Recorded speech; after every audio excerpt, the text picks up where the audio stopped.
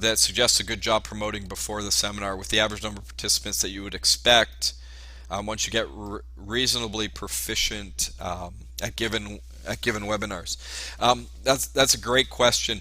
Some of it depends a little bit on your target audience and Donna and the way your target audience engages.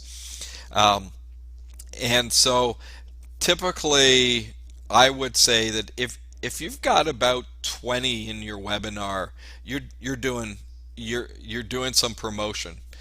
If you're finding yourself with 2 or 3 in your webinar, you're not promoting hard enough, and that's usually the difference we see is that if you're going out there and doing it, a reasonable number depends on how often you're running them. If you're running them monthly, your reasonable number, I think a reasonable number in a monthly webinar should be around 50.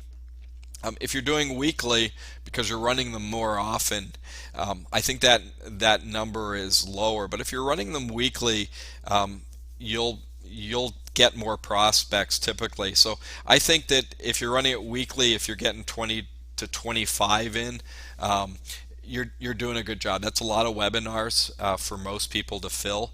So I think if you're doing that, you're really going to find that you're going to find lots of prospects in there. Let's be honest. If you're talking to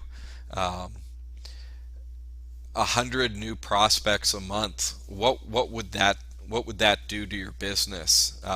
It would really expand the amount of people you're talking to. And think about, you're doing it in a very short amount of time. So leverage really comes into play. The more people I can talk to in a shorter amount of time, the better off I am. I don't think you could do 100 appointments